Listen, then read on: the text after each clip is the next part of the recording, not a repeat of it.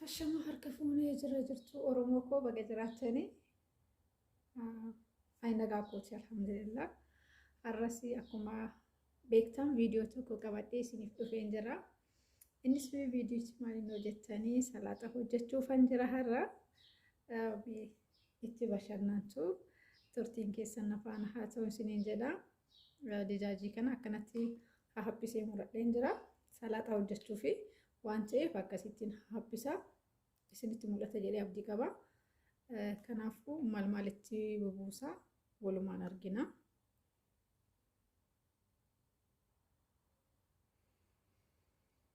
Isa kanatti buusa.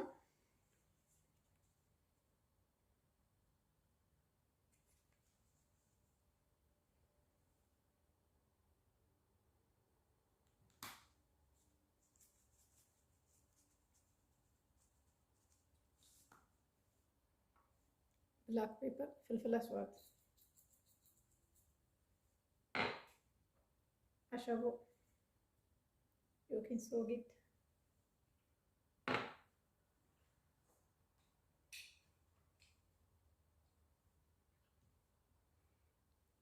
لومي دقني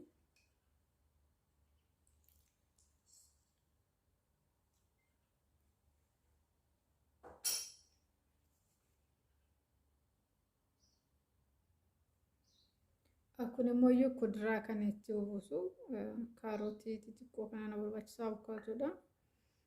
Timaatimii, shunkurtii, kiyaar, kakambar jedhan sanii, bakduunas, qaaraa isa nama hin gubne kana jechaadha. Kana walitti mummuraa dijaajiin kiyya ganaaf bilchaatutti jechaadha ibidda irratti. Turtiin keessan ammas nafaana haa ta'u.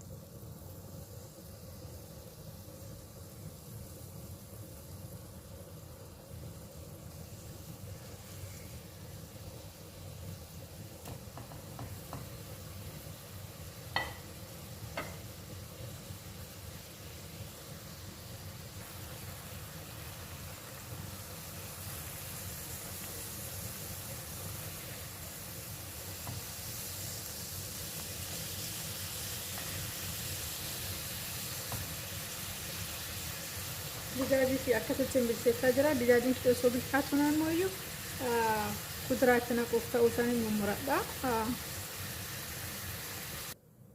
Hordoftoota kiyyaa ruuziin eenyu dijaajiin aganaa bilchaatutti kana mummuradha. Kanaafuu ammallee turtiin keessan nafaan haa ta'uun isin jedha uummata qashtii. Timaatimiidha.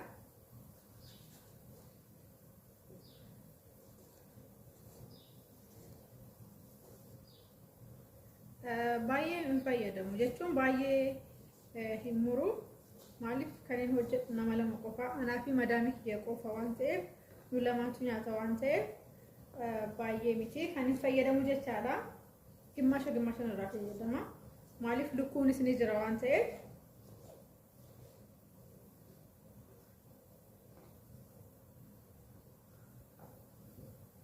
Har'a walumaan hojjenna kaa.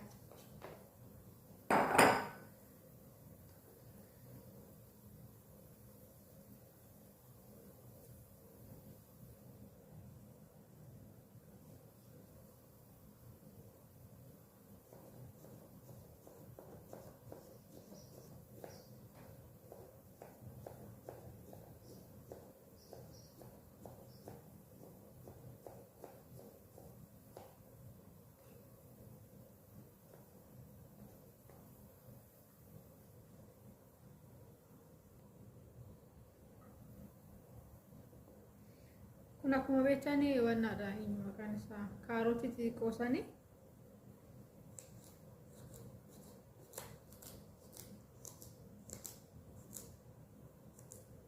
isas xiqqummaan itti muraa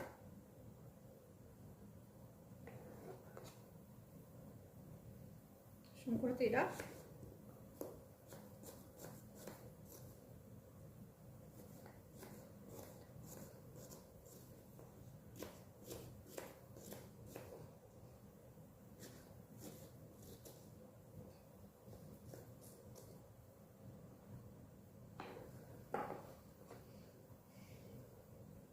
Itti aanee qaaraa kana isinitti mul'ataa mi garuu isas xiqquma irraa fayyadama.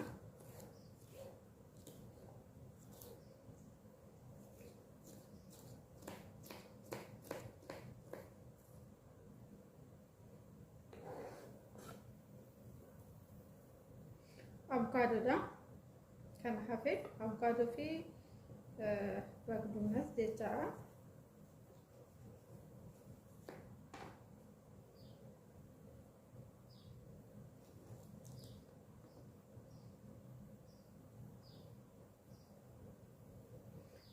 Akkanatti immoo muradhaani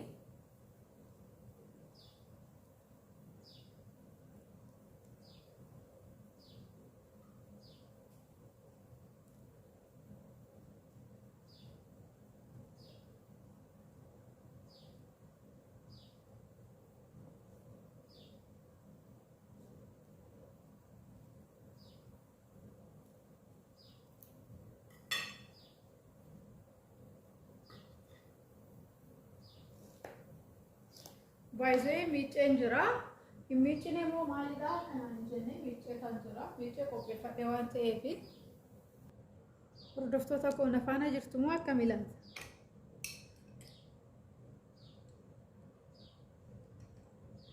Kuni loomiidha.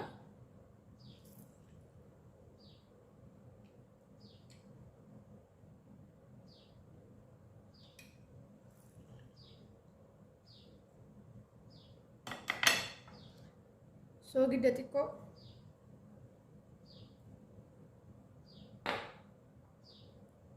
filfilas waajjaassani kuni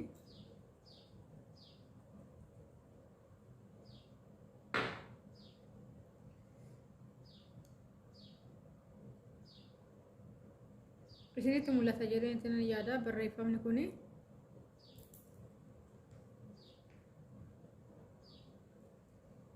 kanas xiqqoo ishinitti buusa.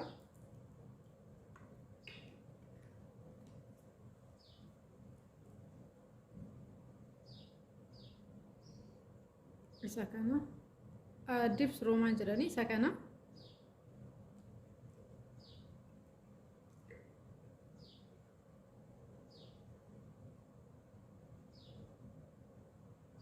waan mankaa tokko ta'u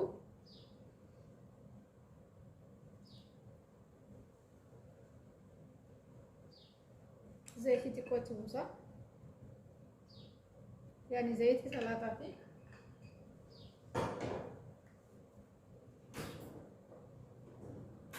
achiin akkasitti mix godhaa akkuma beektan sanii.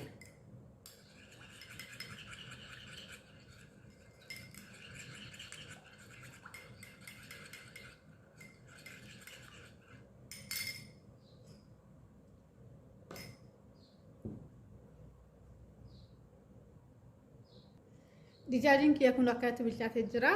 Amma itti mummuraa jechaadha. Kuduraa mummuree sanitti kunuuti kudurti. Kanaafuu maqasii kanaan akkasitti mummuraa jechaadha. Dhedheeresseetoo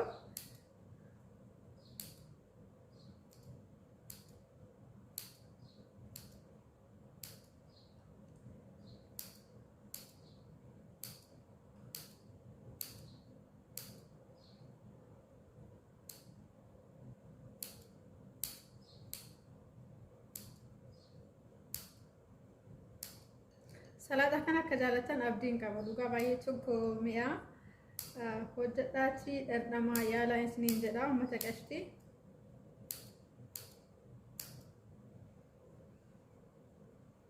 Mee ilaalla namatti hin tolu hin bareedu.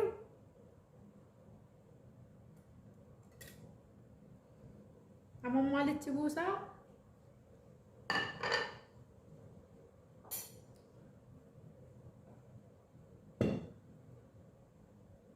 isa kana ni beektuuti maankaa tokko itti buusaa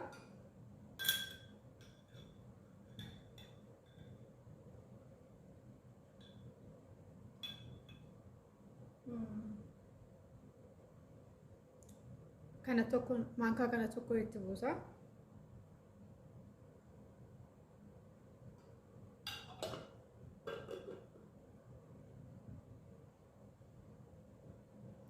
kanas ni beektu jedhee yaada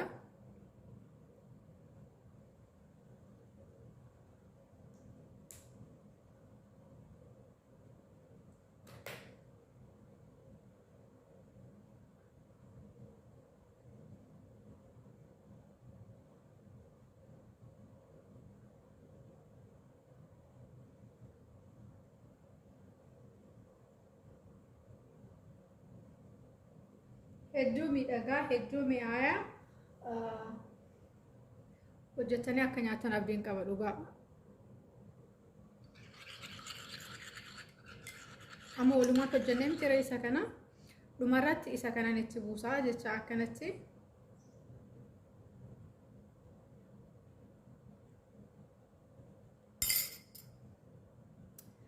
so akkanatti miidhagee jira dhugaa hedduu takka mi'aa salaaxaan kuni yeroo baay'een dalaga kanaafuyyuu ayyoo isinitti toleef viidiyoon kun laayik godhaa akkasumas sheer gochuudhaan hiriyoota keessaniif